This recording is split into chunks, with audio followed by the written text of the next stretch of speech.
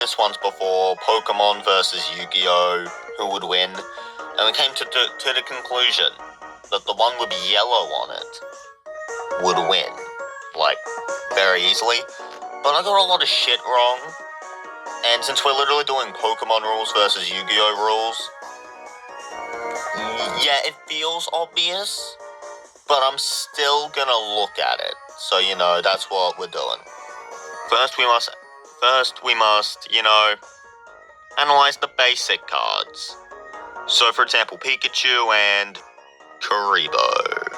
So, yeah, Pikachu, you see him, you got Pikachu, you got his name, you got the fact he's a basic bitch, you got his HP, you got his damage, you got all this, you got this. Writing, Basically, in Pokemon, you have types. Right? You see that's kind of blurry. But, yeah, they got types. Now, here's the thing. That's not really much of a factor here. So, I'm just trying to make it not as blurry, okay? Yeah, it's not blurry anymore. Now, it's not really a factor in this fight. It really isn't. But here's the thing. Give me a sec.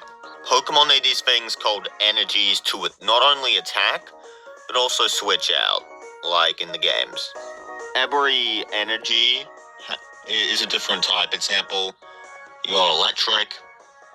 Okay, normal doesn't have one because any of them can be for normal types. Now, here is the thing. You must equip them to certain moves. So, you put one on, which one is it on? Quick attack or electro ball? So you need 4 for Pikachu to basically do anything you would need him to do. But he's shit, so what do you need him to do anyway? Also, he can evolve, but that's for later. Kuribo, you got his type of effect, his attack and defense points, and for lack of a better term, his type and also his level. So, look, you got the art, you got some of the writing, and now Kuribo, you can already tell is better than Pikachu because of his damage output. And he has an actual effect. During your opponent's turn at damage calculation, you can discard this card, you take no battle damage. That battle. This is a quick effect, and I can't read. So yeah, so far Yu-Gi-Oh! Already fucking dominates Pokemon, it's not close. Like a basic Yu-Gi-Oh! Monster like this rivals the most legendary Pokemon card of all time. They're equal in power level. And Kuribo's infinitely easier to use, holy shit. So you may have noticed the Pokemon cards have HP, Yu-Gi-Oh! Cards do not. When a Yu-Gi-Oh! Card attacks something, if it has more attack points than it immediately destroys it. But Pokemon cards have HP, so basically Kuribo would do 300 damage to it, right? Killing Rayquaza, which is not a sentence I wanted to say today. Now here's the thing. If Rayquaza used Dragon Descent, using Yu-Gi-Oh! Rules, nothing would happen because they have the same, attack points, I guess, unless Kuribo was in defense mode.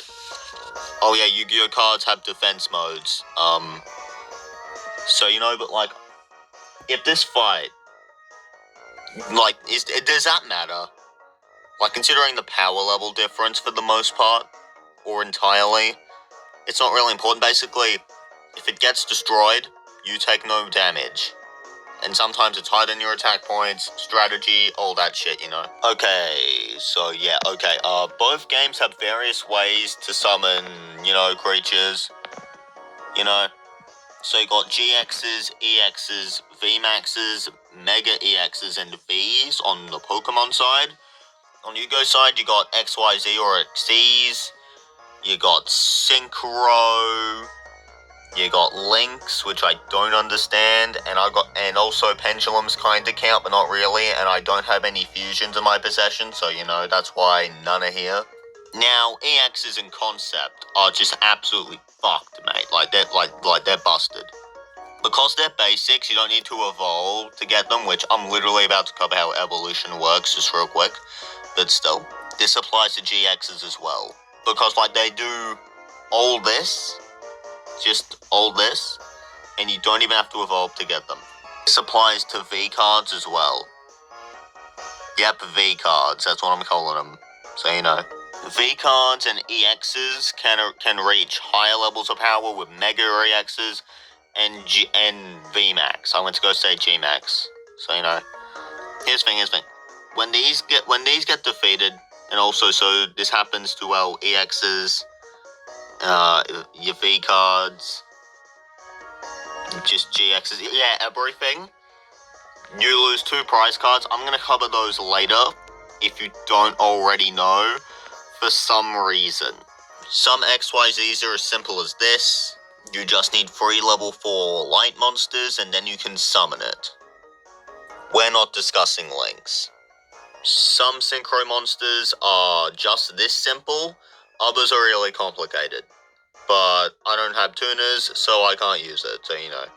I don't 100%, I just don't 100% get pendulums, but like, this is like one of my favorite cards all time. This is first edition. I've had this for actual years, bro. It's pretty fucked.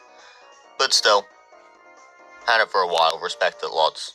Just real quick, I'm gonna explain Pokemon evolution to you. Wow, they got a power level increase, and some of their attacks require more or less energies and have different effects. Wow, you're limited to more than just the monsters you use. In Pokemon, you have support and item cards that do things like let you draw cards, and they do things like letting you draw cards just slightly differently. It's not that deep, okay? Now, over in Yu-Gi-Oh, we got some cool shit, like brain control, which, you know, you can read it. It's right there. There you go.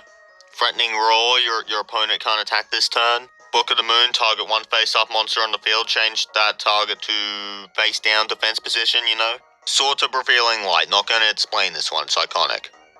Infinite cards, there's no limit to the hand size of each player. Also, both games have a hand size limit of like 7, I believe, last time I counted, to like 8. I'm pretty sure it was 7, so you know. Okay, so here's Pokemon. You got your deck on the right, you got your grave under the deck, you got your benched zone. Now, in Pokemon, each time you defeat an opponent's Pokemon, you get a prize card, which are the first 6 cards you draw in the beginning of a match. Once you get all 6 of these, you win. Now, here you got the benched zone. I believe you only have a max of 5 here at once. You need, like, some energies to, like, switch out. What does it say on here? It has a retreat cost. Yeah, it's got a retreat cost of 1. So, basically, you got your benched here, your graveyard here, your deck here, Mon here, prize cards here, you know, all that shit. So, you know, oh yeah, you can only have 1 Pokemon on the field at once, and if you've never played Yu-Gi-Oh! Or know anything about Yu-Gi-Oh! That's kind of a massive fucking problem, you know? I say you know a lot, you know? Yeah, I'm just trying to stop saying you know, right, a lot, okay? Deal. Hi, this is the Yu-Gi-Oh! Field, and that is my knee. Ignore that, please. So here you got your monster zones, your spell zones, spell and trap zones, pendulum zones, all that shit. You got your graveyard, you got your vanished zone, and you got your deck. Now, you're probably wondering, if you've never played Yu-Gi-Oh!, why are there monsters in the back row? Very simple. Pendulum summoning. Go watch the anime. There's episodes on YouTube, and it used to be on Netflix. You might remember some shit. I don't know. Fuck, before I forget, I need to cover tribute summoning. Tribute summoning. So basically, tribute summoning, in order to summon a monster above the level of 4, you need at least 2 of them to summon 1. So, you know, yeah, that's a thing. But, like, considering the power levels, you're probably not going to need it, but, like, I just want to cover it just now, because I just remembered, like, I was looking at the levels, and I realized I forgot, okay? We may not know what happened between Book of the Moon, Zeb Striker, but considering the power levels alone, and also, like, brain control, yeah, it's Yu-Gi-Oh! It's not close, and it was kind of obvious, but, like, I always wondered, I always kind of knew Yu-Gi-Oh would win, but I still wanted to see what would happen and, like, address it and talk about it and shit. So, you know, make sure to like, comment, and subscribe, and I'll see you eventually. Also, tell me what you think would happen when you fuck up the moon, Zeb Striker. And yep, that's the outro.